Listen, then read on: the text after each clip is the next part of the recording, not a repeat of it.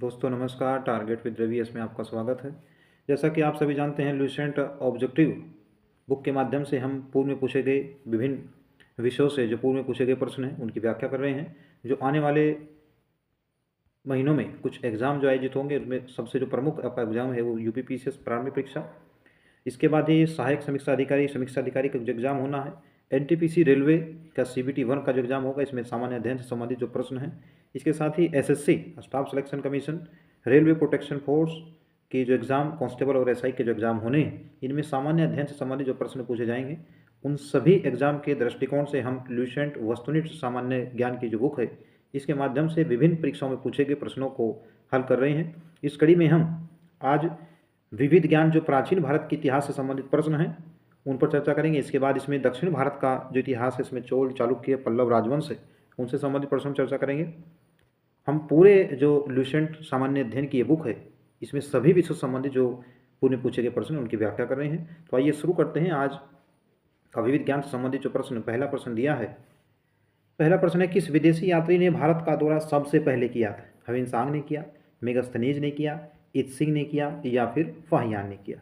तो ह्वेनसांग ने किया, एक इनमें से किया। इसमें मेगस्थनीज आपका राइट आंसर हो जाएगा। मेगस्थनीज के द्वारा मौर्य शासनकाल में मेगस्थनीज की प्रमुख रचना इंडिका है। इंडिका जो चंद्रगुप्त मौर्य के दरबार से संबंधित है और मौर्य राजवंश के द्वारा भारत में भारत को पहली बार राजनीतिक रूप से स्थापित करने का कार्य मौर्य साम्राज्य के द्वारा किया गया था और उसमें जो सबसे प्रमुख कार्य है वह चंद्रगुप्त मौर्य के द्वारा किया गया था। तो मेगस्थनीज में सबसे पहले भारत आए। इसके बाद अगर देखें तो ह्वेनसांग, ये हर्षवर्धन जो वर्धन वंश के शासक, उनके समय भारत आए। इसके साथ ही जो फाहियान है, ये चंद्रगुप्त विक्रमादित्य के समय यानी गुप्त शासन काल में भारत की यात्रा पर आए थे। तो बी ऑप्शन आपका इसमें राइट हो जाएगा। दूसरा प्रश्न देखते हैं, प्राचीन भारत में निम्न में से कौन सा विद्या अध्ययन का केंद्र नहीं था? तो प्राचीन भारत में विद्या अध्ययन का केंद्र कौन सा नहीं था? इसमें आपका कौशाम्बी हो जाएगा। इसमें आपका कौशाम्बी आंसर राइट हो जाएगा, क्योंकि कौशाम्बी को विद्या अध्ययन के केंद्र के रूप में नहीं जाना गया। हालांकि तक्षशिला, विक्रमशिला, नालंदा विश्वविद्यालय ये सभी शैक्षणिक केंद्र माने जाते हैं प्राचीन भारत के। प्रश्न नंबर 3 देखते हैं, शून्य की खोज किसने की? शून्य की खोज ब्राह्महीर के द्वारा, आर्यभट्ट के द्वारा, भास्कर द्वारा या इनमें से कोई? जिसमें ऑप्शन आपका बी सही हो जाएगा। आर्यभट्ट के द्वारा शून्य की खोज की गई थी। एसएससी के द्वारा यह प्रश्न 2001 में पूछा गया है। आगे प्रश्न है प्रश्न नंबर 4, महापाषाण संस्कृति हमें दक्षिण भारत के उस ऐतिहासिक युग से परिचित कराती है जब महापाषाण काल में उपयोग में लाए जाते थे। तो क्या उपयोग में लाए जाते थे, इससे संबंधित प्रश्न है। इसमें आ जाएगा बड़े पत्थरों से घेरी गई समाधियां या कब्र। जो उस समय समाधियां होती थी वो बड़े पत्थरों से घेरी भी जाती थी या घेरी होती थी। ऑप्शन सी इसमें आपका राइट हो जाएगा। प्रश्न नंबर 5 देखते हैं, किस भारतीय या किस पुस्तक का 15 भारतीय तथा 40 विदेशी भाषाओं में अनुवाद किया जा चुका है? तो आप इसका आंसर तो लगभग सभी जानते हैं, पंचतंत्र हो जाएगा। पंचतंत्र की जो रचना है विष्णु शर्मा जी के द्वारा की गई है। विष्णु शर्मा के द्वारा की गई है, तो पंचतंत्र इसमें आपका सही हो जाएगा आंसर। इसका अनुवाद जो है 15 भारतीय भाषाओं और 40 विदेशी भाषाओं में किया गया। तो सी ऑप्शन आपका 5 का राइट हो जाएगा। आगे प्रश्न है, न्यूमिस्मेटिक्स क्या है? न्यूमिस्मेटिक्स से संबंधित जो प्रश्न आया है इसमें देखते हैं क्या है। तो इसमें आपका बी ऑप्शन सही हो जाएगा, सिक्कों व धातुओं का अध्ययन। इसमें सिक्कों व धातुओं के अध्ययन करने को ही हम न्यूमिस्मेटिक्स जो है कहते हैं। बी ऑप्शन आपका राइट हो जाएगा। अगला प्रश्न दिया है, हितोपदेश के लेखक कौन है? हितोपदेश के लेखक पूछा गया है, तो इसमें नारायण पंडित आपका सही हो जाएगा। 7 का आपका ऑप्शन सी राइट आंसर। नाट्य शास्त्र की रचना किसने की?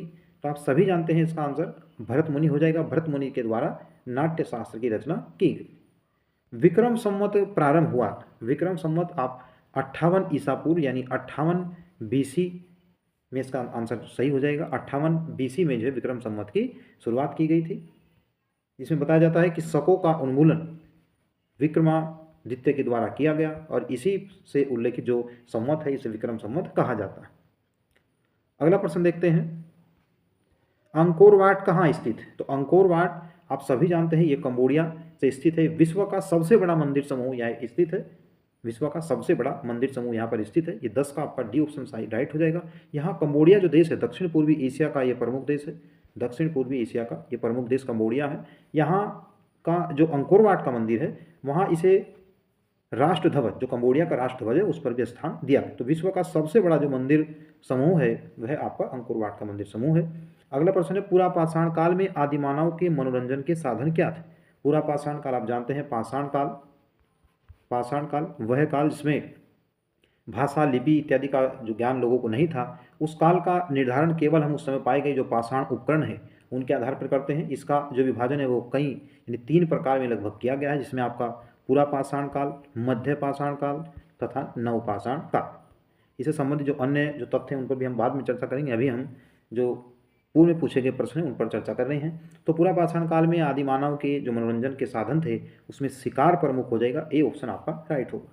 निम्नलिखित में से किसको चालकोलिथिक एज या चालकोलिथिक युग जो है कहा जाता है?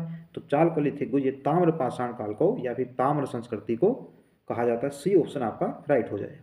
इसका जो केंद्र है चालकोलिथिक ताम्र पाषाण युग का, महाराष्ट्र का जो दाइमाबाद का क्षेत्र, दाइमाबाद का जो क्षेत्र है वहाँ इसका सर्वाधिक विकास देखने को मिला, सी ऑप्शन आपका राइट हो जाएगा। अगला प्रश्न देखते हैं, सोपनवास वधता के लेखक कौन है?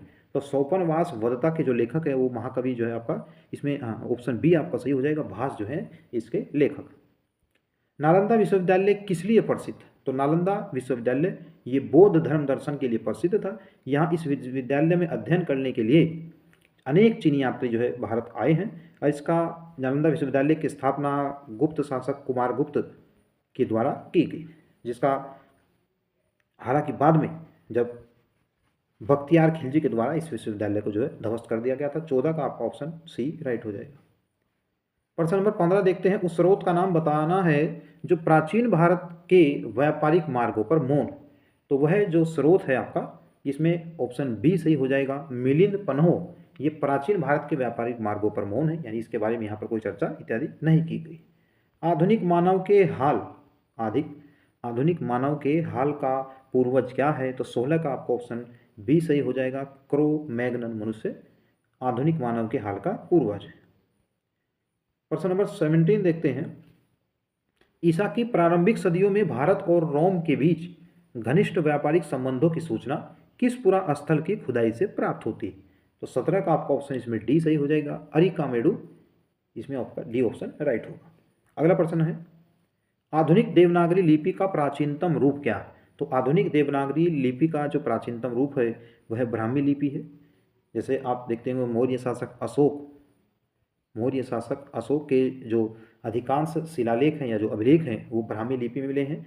हालांकि खरोष्टी तथा आर्मिक जो लिपि में उसमें भी आप जो सम्राट अशोक के अनेक जो अभिलेख हैं उसमें आपका शाहबाजगढ़ी इत्यादि के जो अभिलेख हैं वह खरोष्टी तथा आर्मिक जो लिपि है उसमें मिले, लेकिन ज़्यादातर जो अभिलेख हैं वह ब्राह्मी लिपि में मिले।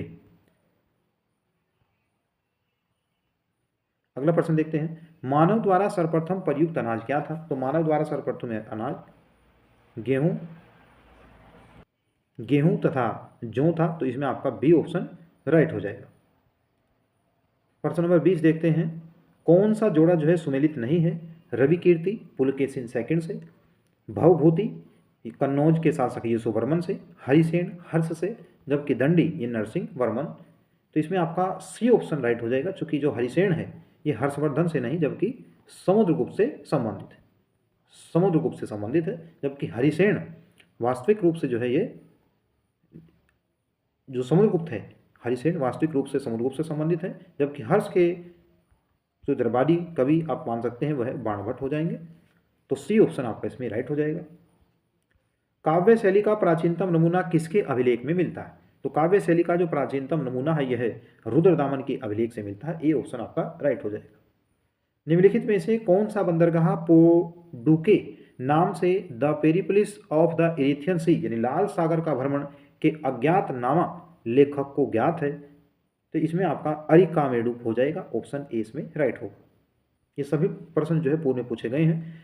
यूपीपीसीएस प्रारंभिक परीक्षा तथा समीक्षा अधिकारी सहायक समीक्षा अधिकारी को देखते हुए तथा इसके साथ ही जो एनटीपीसी के एग्जाम होने हैं उन सभी के लिए हम लुसेंट की जो एमसीक्यू ऑब्जेक्टिव बुक है इसमें सभी जो प्रश्न पूछे गए हैं उन्हें उनकी व्याख्या करने का प्रयास करेंगे ताकि आपके जो भविष्य में एग्जाम होंगे उन सभी के लिए यह आप टेस्ट जो आपके लिए लाभदायक हो। ताम्रसम या ताम्रपाषाण काल में महाराष्ट्र के लोग मृतकों को घर के फर्श के नीचे किस तरह रखकर दफनाते? तो 23 का आपका ऑप्शन ए सही हो जाएगा, उत्तर से दक्षिण की ओर रख करके दफनाते थे। भीमबेटका किसके लिए प्रसिद्ध है? तो भीमबेटका ये गुफाओं के शैल चित्र से संबंधित है, इसके लिए प्रसिद्ध है। ऑप्शन ए आपका 24 का राइट हो जाएगा। प्रश्न नंबर 26 दिया है, भारतवर्ष के लिए इंडिया शब्द का प्रयोग सर्वप्रथम किसने किया? तो इंडिया शब्द का जो सर्वप्रथम प्रयोग है वह हेरोडोट्स के द्वारा किया गया। क्योंकि भारत को जैसे भारतीय संविधान में देखें तो भारतीय संविधान में भारत के दो नाम हैं, भारत और India. India that is Bharat जो शब्द लिखा गया है भारतीय संविधान में, यानी भारत के जो संवैधानिक नाम है वह इंडिया तथा भारत है। जबकि जो हिंदुस्तान नाम ये भारत को अरबों के द्वारा दिया गया, अरबों के द्वारा, जबकि इंडिया नाम ये यूनानियों के द्वारा दिया गया। तो 26 का आपका ऑप्शन इसमें ए राइट हो जाएगा। निम्न में कौन सा नवीनतम समझा जाता है? कौन सा नवीनतम समझा जाता है? 27 नंबर जो प्रश्न इसमें आपका बी सही हो जाएगा। क्रो मैग्नन मानव को नवीनतम समझा जाता है। इतिहास के पिता द फादर ऑफ हिस्ट्री की पदवी सही अर्थों में निम्न में से किससे संबंधित है? तो 28 का आपका ऑप्शन ए सही हो जाएगा। सभी जानते हैं हेरोडोट्स को द फादर ऑफ हिस्ट्री कहा जाता है। इनकी जो पुस्तक है वह है हिस्टोरिका। हिस्टोरिका किनकी पुस्तक है? हेरोडोट्स की। प्रश्न नंबर 29 देखते हैं, प्राचीन नगर तक्षशिला निम्नलिखित में से किसके बीच स्थित था? तो प्राचीनतम जो तक्षशिला नगर है यह सिंधु तथा झेलम नदियों के मध्य स्थित था। ये ऑप्शन आपका राइट हो जाएगा। और ये प्राचीन काल में प्रसिद्ध जो है शैक्षिक केंद्र था। निम्नलिखित अंग्रेजों में से कौन था जिसने सर्वप्रथम भगवत गीता का अंग्रेजी में अनुवाद किया? विलियम जोन्स थे, चार्ल्स विल्किंस थे, अलेक्जेंडर कनिंघम थे या फिर जॉन मार्शल थे? तो 30 नंबर प्रश्न का आपका ऑप्शन बी सही हो जाएगा। चार्ल्स विल्किंस वह पहले अंग्रेज थे जिन्होंने सर्वप्रथम भगवत गीता का अंग्रेजी भाषा में अनुवाद किया था। तो बी ऑप्शन आपका राइट हो जाएगा। अगला प्रश्न देखते हैं, निम्नलिखित प्राचीन भारतीय अभिलेखों में कौन सा एक खाद्यान्न को देश में संकट काल में उपयोग हेतु सुरक्षित रखने के बारे में प्राचीनतम शाही आदेश है? तो 31 नंबर प्रश्न का आपका ऑप्शन ए सही हो जाएगा। सोहोगोरा ताम्रपत्र यह जो है संकट काल में खाद्यान्न को भंडार गृह के रूप में सुरक्षित रखने के लिए ये प्राचीनतम शाही आदेश है। ऑप्शन ए आपका राइट हो जाएगा। प्रश्न नंबर 32 देखते हैं, भारत में निम्नलिखित के आने का सही कालानुक्रम क्या है? तो सही कालानुक्रम इसमें आपका सबसे पहले नगर संस्कृति जो कि नगर संस्कृति यानी सिंधु सभ्यता 4 सही हो जाएगा। उसके बाद लोहे काल यानी वैदिक काल में लोहे धातु का जो है खोज की गई, उसके प्रमाण मिले हैं। तो 3 आपका यानी पहले सिंधु सभ्यता, उसके बाद वैदिक सभ्यता यानी नगर संस्कृति और लोहे काल। दूसरे नंबर पर आपका आहत मुद्रा चांदी के सिक्के और बाद में कुषाण शासकों के द्वारा यानी विम कड़फिसेस के द्वारा भारत में स्वर्ण सिक्के ढाले गए। तो ऑप्शन डी आपका सही हो जाएगा। 4 3 2 1 इंपॉर्टेंट प्रश्न है, यूपीएससी के द्वारा 1998 में प्रश्न पूछा गया है। प्राचीन भारत में निम्नलिखित में से कौन सी एक लिपि दाईं ओर से बाईं ओर लिखी जाती थी? तो यह लिपि आपकी खरोष्ठी लिपि हो जाएगी जो दाईं ओर से बाईं ओर लिखी जाती है। जबकि जो ब्राह्मी लिपि है वह इसका एकदम उल्टा हो जाएगा, यानी वह दाईं ओर से नहीं बल्कि बाईं ओर से दाईं ओर लिखी जाती है। तो इसमें डी ऑप्शन आपका राइट होगा। निम्नलिखित में से कौन सा एक प्राचीन भारत में व्यापारियों का निगम था? तो व्यापारियों का निगम मणिग्राम को कहा जाता है। ऑप्शन डी आपका राइट होगा। 35 नंबर प्रश्न देखते हैं, पुलकेशिन प्रथम का बादामी शिलालेख शक वर्ष 465 का दिनांकित है। यदि इसे विक्रम संवत में दिनांकित करना हो तो वर्ष क्या होगा?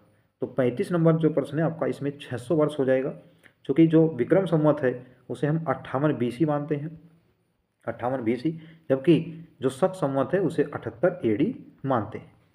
अगर हमें अभी विक्रम संवत देखना पड़ जाए तो वर्तमान वर्ष में हम 58 जोड़ देंगे। यदि शक संवत देखा जाए तो उसमें 78 को जो है माइनस कर देंगे और इन दोनों का हाँ ठीक है, ये आपका 58 वर्ष अगर हमें वर्तमान वर्ष में हम 58 जोड़ दें तो आपका विक्रम संवत प्राप्त हो जाएगा। जबकि 78 को माइनस करने पर हमें शक संवत प्राप्त हो जाएगा। आइए अगला प्रश्न देखते हैं, सूची फर्स्ट को सूची सेकंड से सम्मिलित करना है। 36 नंबर प्रश्न है। इसमें आपका एक तरफ जो है शासक दिए गए हैं, शासकों का वंश दिया गया है, दूसरी तरफ उनसे संबंधित जो राजधानी है वह दी गई है। तो इसमें अब तक जो गुप्त शासक है इनकी राजधानी आपका देवगढ़ हो जाएगा।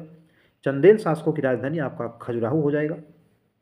चालुक्य शासकों की राजधानी आपका बादामी यानी बादामी के जो चालुक्य हैं।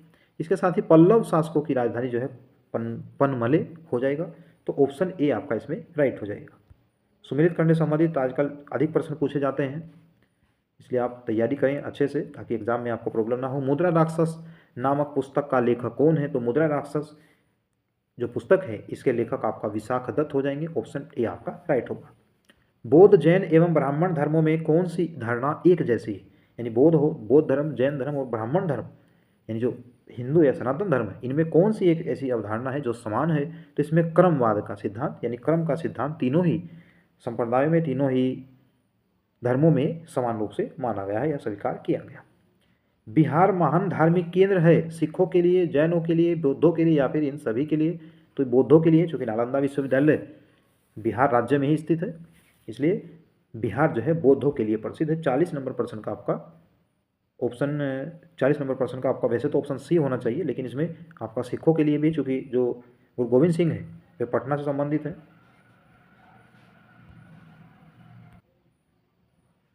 इसमें आपका ऑप्शन डी जो है राइट हो जाएगा, क्योंकि यहाँ जैनों के लिए, सिखों के लिए तथा बौद्धों के लिए, सभी के लिए बिहार राज्य जो है वो प्रसिद्ध है। क्वेश्चन नंबर 41 दिया है, कौन सुमेलित नहीं है? एक तरफ धर्म है, दूसरी तरफ उनसे संबंधित जो उनके धर्म ग्रंथ हैं वो दिए गए हैं। हिंदू धर्म में गीता यानी श्रीमद् भगवत गीता दिया गया है, ये आपका सही हो जाएगा। बौद्ध धर्म में धम्मपद दिया गया है।